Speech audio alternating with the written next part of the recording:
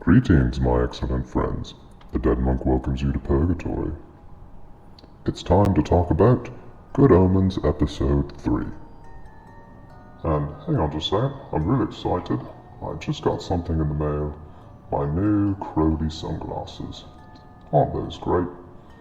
But, well, they're a little too small for my skull. I'll see if I can do anything about this, but for now, well, this is how they look. As mentioned in my reviews of the first two episodes, I'm watching one episode a week.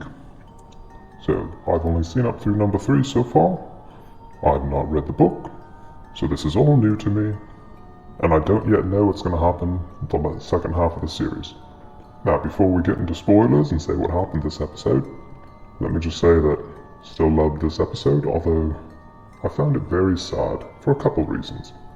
The first one has nothing to do with spoilers, so I mentioned in the previous review, as a joke, that Aziraphale and Crowley, the demon and angel, angel and demon, that they just felt like Time Lords, and that they were really the Doctor and the Master, and I was just joking around, but this episode really made me feel like I was watching a couple Time Lords.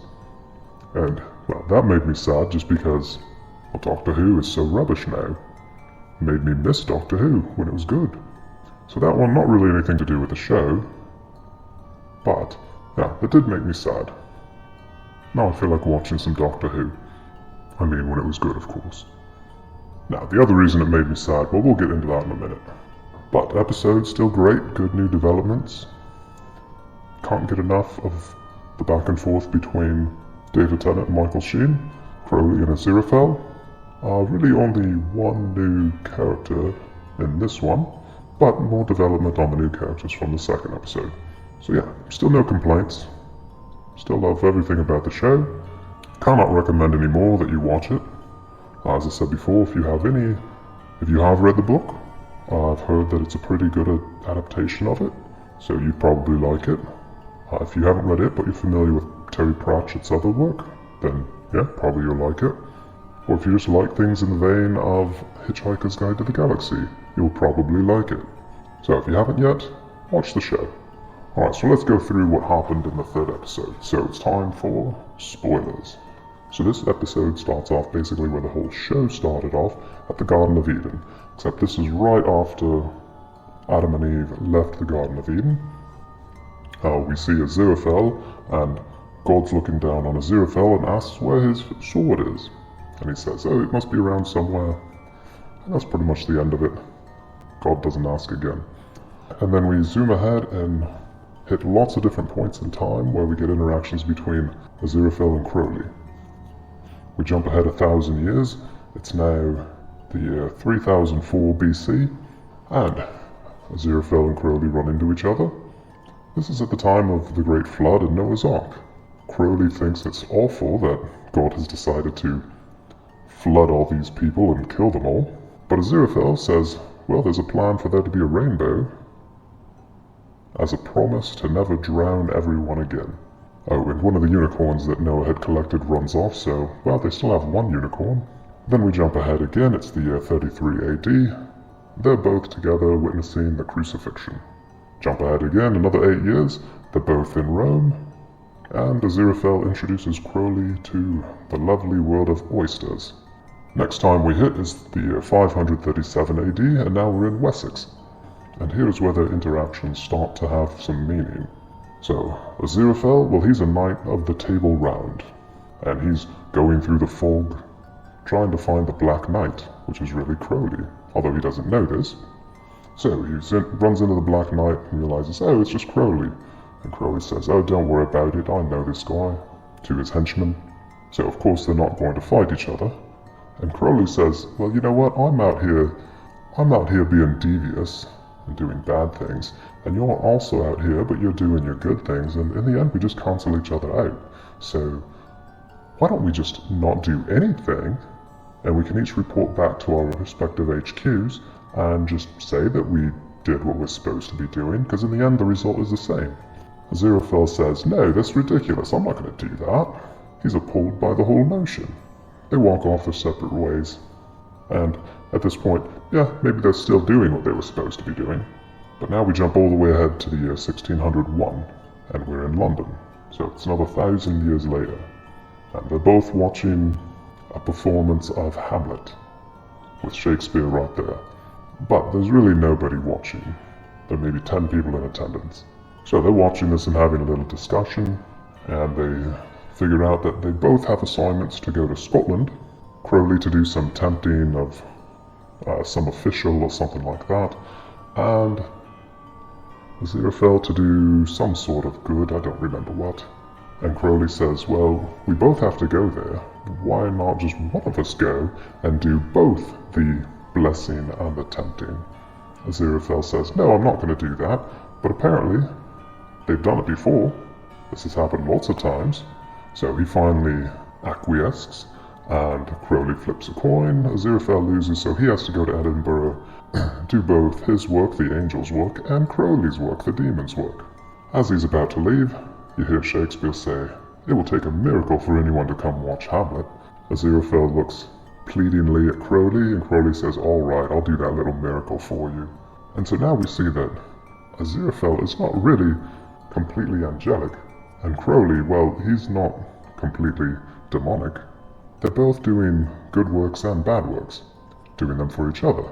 So, yeah, they're not really an angel and a demon, they're just something in between, which probably sets them apart from everybody else on their respective sides. Well, then we zoom ahead again to 1793, we're in Paris. Aziraphale is trapped in a cell. Well, he's about to be beheaded, and the executioner is excited because it's his first English aristocrat. Well, Crowley comes to save him, says, well, why don't you just miracle your way out of this? And Aziraphale says he was reprimanded for doing too many miracles. So Crowley sets him loose. They decide to go get crepes, but Aziraphale can't look like an English aristocrat, so he changes so that now he's wearing the same French clothes the executioner was wearing, and we see that the executioner is now wearing Aziraphale's clothes. And Aziraphale has absolutely no qualms about the executioner now getting taken to the guillotine. Doesn't even bat an eye. No, he's just excited to go get crepes. So as I said, the farther we go in time, the more we continue to see that they're both kind of good, kind of bad. They're not really angelic or demonic. And this is why I said that it's like watching Time Lords, because you have the same two characters in all these different points in time, and as they are just basically traveling through time, as I said, it feels like I'm watching a couple Time Lords, especially since one's David Tennant. After Paris, we jump ahead 1862, London. The two of them are just meeting in a park. Crowley wants a favor from Aziraphale. He asks for some holy water. He says it's for insurance, in case all goes wrong. Aziraphale doesn't want to give him any holy water because it will just utterly destroy him. Crowley said, no, it's not for suicide, I just want insurance. But Aziraphale refuses. Jump ahead to 1941, still in London. Aziraphale is delivering some books to some Germans. He's working with military intelligence, trying to root out some conspirators with the Germans. And, well, he has all these prophecy books, but the Germans ask, did you get the one we really wanted? The nice and accurate prophecies of Agnes Nutter? That was number one on their list. But Aziraphale says, no, I can't get that. And I can't remember if it's right then, but we find out at some point every copy of the book was destroyed except the original. So the one he came into possession of in the last episode, that is the only copy. But he says, nope, I don't have that one for you, I just have all these other prophecy books. Well, he had been double-crossed, and they're about to kill him, but Crowley comes in, saves him. The Germans get killed by a bomb that's dropped on the church. Well, and then that was it for our peek into World War II. Alright, and then very last one on our list. Now it's 1967, London again. Crowley is planning a heist. He's planning a heist of a church. So we can guess what he wants to steal, since Aziraphale would not give him the holy water before. And this is where we first meet Shadwell. He's not Sergeant Shadwell yet, I forget what his rank was, but we meet a young Shadwell. And yeah, after they're planning the heist, Crowley talks to Shadwell. Shadwell says, I have this network of agents, the Witchfinders. If you need anything, I can send my guys out to do it for you. And then right after that, Aziraphale comes and finds Crowley. He's heard that Crowley's planning the heist. He doesn't want him to go through with it, so he gives him a thermos full of holy water. Or at least so he says. Tells Crowley, don't open it. I mean, doesn't want him to get hurt. Is it actually holy water? Did Aziraphale change his mind, or did he decide to just give him some water and pretend it was holy water to try to get him to not go through with the heist? I don't know. I'm sure we'll find out later whether it's real holy water or not. But for now, who knows? Alright, so at this point we're about halfway through the episode and we finally hit the opening credits. And that's it for our travels through time with with our two protagonists. And after the credits, we're finally back to where we were at the end of the last episode. It is one day before Armageddon, and Aziraphale has just found out exactly where the Antichrist lives. So we follow around young Adam Young and his hellhound, Dog, and you have to feel a little sorry for Dog in his adorable little form. Well, he can't even frighten a cat. He tries to melt it with his demonic eyes, but no, it just swipes at his nose and scampers off. Although the cat is ginger, so make what you will of that. So Adam and Dog, they're wandering through the village, and they come across Anathema, and she's outside smashing things, since she's so upset that she lost the book. So they talk a bit, and then Anathema invites them inside to have some lemonade. Dog doesn't want to go in, because this house is protected against demonic forces. There's a horseshoe over the door, and so Dog doesn't want to go in. But he has to obey Adam, and so when Adam commands him again, Dog, go inside, Dog must obey. And we're told that, well, the horseshoe looks like it gets really hot, and we're told that a little more of hell burned away.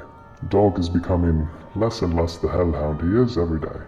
Alright, so they go inside, they're talking about ley lines and stuff like that, and Anathema says she can see a person's aura, but she can't see Adam's. And the reason she can't see it is that it's so large that she's just in the middle of it. His aura is basically half the size of Europe. Meanwhile, Crowley meets up with Shadwell and tells him he wants Shadwell to send some agents into Tadfield, this is the town where Adam lives, to look for a boy that's about 11 years old. Aziraphale goes up to heaven and meets with Gabriel and the other angels, gives them a hypothetical situation. What if the demons lost track of the Antichrist and they don't know where he is? And the angels say, well, it wouldn't make a difference. Armageddon's going to happen. We're going to have this war. We can't wait. Rah, rah, rah. And he says, okay, and he leaves. And then they say, that was weird. Why is he giving these hypotheticals? So this is all we see of them this episode. But I'm assuming that next episode, they're probably going to start keeping a little better tabs on Aziraphale, look into what he's been doing. And once he's back in London, Aziraphale, he also calls up Shadwell, because apparently Crowley and Aziraphale have the same agents. Shadwell and his pretend witchfinders. The young Pulsifer is probably the only other witchfinder Shadwell has. So Aziraphale also asks Shadwell to send some agents out to Tadfield, except this time he actually has a name and address for the boy, unlike Crowley. And now we finally meet the second member of the Four Horsemen of the Apocalypse. We meet Famine. Famine is having dinner at a fancy restaurant where people get served almost nothing, and he says, I've never seen a restaurant full of so many rich people who are so hungry. And then we see Famine and his assistant in a diner. They're introducing new food. It's not really food. It's called chow. It's artificial food. There's no actual food in it. So you can eat it, but your body won't digest any of it, so you get absolutely nothing out of it. Famine indeed. And this is where the delivery man, who delivered the sword to War, well, he shows up for the delivery for Famine. And Famine gets a box with some scales in it, some weighing scales. So I said after episode 2, we're probably going to meet one horseman each episode, and yeah, so we got War in episode 2, now we have Famine in episode 3, so we'll get one more in episode 4, I assume. But we do only have one day to go before Armageddon. And as we're nearing the end of the episode, Aziraphale and Crowley meet up. They only have one day to go, they still don't have the Antichrist, and Crowley says, look, in case everything goes tits up, let's just get out of here. Let's just go somewhere else in the universe. It's a big universe. We both love Earth, but it's not going to be here soon, so let's just go off somewhere together. And I'm thinking, yeah, great. Let's make a spin-off show from this where they just travel the universe. Give them a TARDIS. We can make a show with them, and that can be the new Doctor Who. It won't be called Doctor Who, but that can be the new Doctor Who. Just like Orville is the new Star Trek, since Star Trek is so garbage now, it's not Star Trek. Same thing with Doctor Who. This can be like the Orville for Doctor Who. It would be great. Crowley and Aziraphale traveling the universe in some kind of vessel similar to the TARDIS that can just go anywhere in time and space, and they can go have adventures. Oh, it'd be fantastic. I want this. So Crowley says, let's go off together. And Aziraphale, he's having none of it. Says, no, I'm not going to do that. He says, we're not friends. This is over. I'm not associating with you anymore. And they part. And this is the part, not Doctor Who related, that made me really sad in the show, because I've come to love the relationship between these two. And the fact that Aziraphale is saying, no, it's all done, that's just sad. I'm assuming that in the end they're going to be friends. I'm hoping that in the end they're going to be friends. But, again, I haven't watched the other episodes, haven't read the book, I don't know, maybe not. But I'm really hoping, because I love them. So the last thing we get, we go back to Adam, he's having dinner with his parents.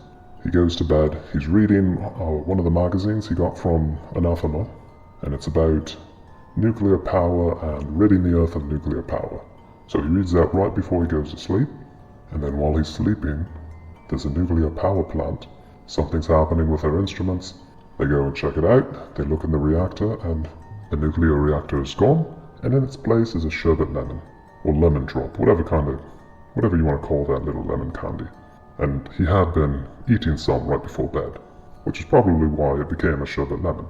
So now we know he has pretty strong powers, although he doesn't know about them, and right now they only manifest in his sleep. Oh, I'm sure all that will change soon. So yeah, that's where the episode ends. We still have 3 more episodes to go, 2 more horsemen to meet, a doomsday to weather, a friendship to mend, and I cannot wait. Although I am going to wait because, well, it'll be a few days before I watch the next episode. As I said at the start, this show is great. Love the characters. Fantastic chemistry between David Tennant and Michael Sheen. If you're not watching this show, you need to. I will leave it at that. We're halfway through, we have 3 episodes left. Until then, be excellent to each other. Farewell. Thank you so much for watching this video. If you liked it and would like to encourage me to make more, please consider subscribing to the channel. Thanks again.